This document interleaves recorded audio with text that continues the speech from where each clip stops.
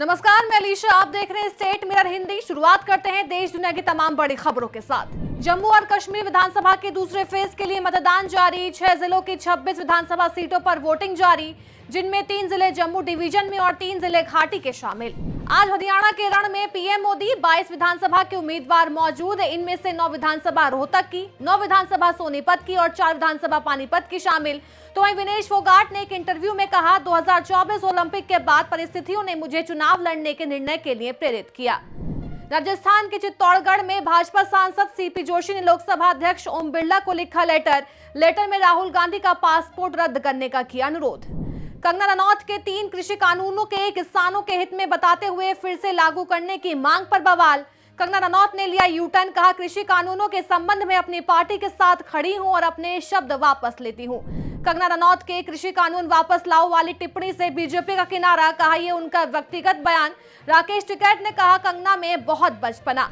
विदेश मंत्री एस जयशंकर ने दिया बयान, कहा चीन ने कोविड के दौरान सीमा सुरक्षा का किया था उल्लंघन। चीन ने उस दौरान सीमा पर सैनिकों की तैनाती बढ़ा दी थी। इजरायली प्रहार में हिजबुल्लाह का मिसाइल यूनिट चीफ ढेर, 600 मौतें, शहर छोड़कर भाग रहे लेबनानी, 1600 लोग जख्मी हैं, कई हिजबुल्लाह लीडर्स भी मारे गए। लखनऊ में एचडीएफसी बैंक की एक महिला अधिकारी की संदिग्ध परिस्थितियों में मौत, काम करते समय अचानक कुर्सी से गिरी थी महिला। अस्पताल ले जाने पर महिला को डॉक्टरों ने किया मृत घोषित।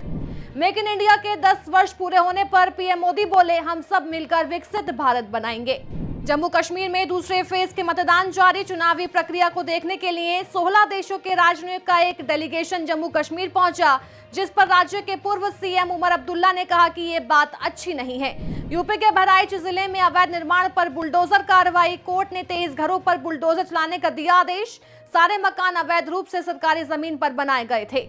सुल्तानपुर कांड के बदमाशों के एनकाउंटर को लेकर केंद्रीय मंत्री जयंत चौधरी ने कहा कि यूपी पुलिस इतनी मजबूत हो जाए कि एनकाउंटर की जरूरत ही ना पड़े, बदमाश पुलिस की वर्दी से ही खौफ खाएं। सुप्रीम कोर्ट ने कर्नाटक हाईकोर्ट को जमकर फटकार लगाई। कर्नाटक हाईकोर्ट के जज जस्टिस श्री शानंद की टिप्पणी पर जाहिर किया एतराज, कहा कि किसी को इस बात का हक नहीं कि वो देश के किसी हिस्से को पाकिस्तानी कहे। जज ने भरे कोर्ट में मांगी माफी। बदलापुर आरोपी के एनकाउंटर पर हाईकोर्ट के सवाल, पहली नजर में गड़बड़ी नजर आ रही है। एक कमजोर आदमी फायर नहीं कर सकता, पुलिस की बंदूक अनलॉक क्यों थी।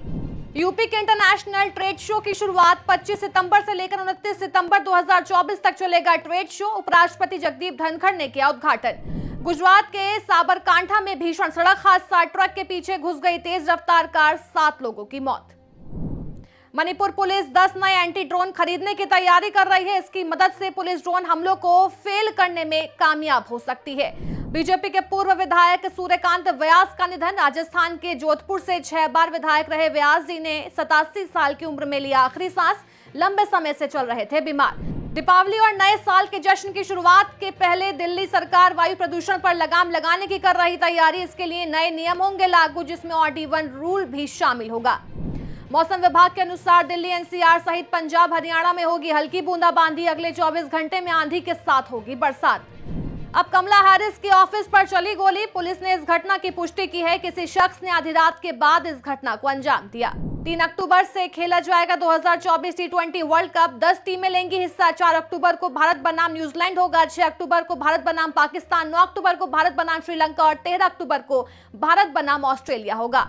उर्मिला अपने पति मोहसिन अख्तर मीर से शादी के 8 साल बाद तलाक ले रही हैं। हालांकि अभी कपल ने इस बात का आधिकारिक रूप से ऐलान नहीं किया। नागालैंड के मंत्री से मिलने पहुंचे मनोज वाजपेयी। फैमिली मैन की चल रही शूटिंग, इंस्टाग्राम पर शेयर की फोटो। बुक माई शो के खिलाफ भाजयुमो ने दर्ज की शिकायत। कोल्ड प्ले कॉन्सर्ट में टिकट कालाबाजारी के लगाए आरोप। 500 करोड़ रुपए की मनी लॉन्ड्रिंग और धोखाधड़ी का लगाया आरोप।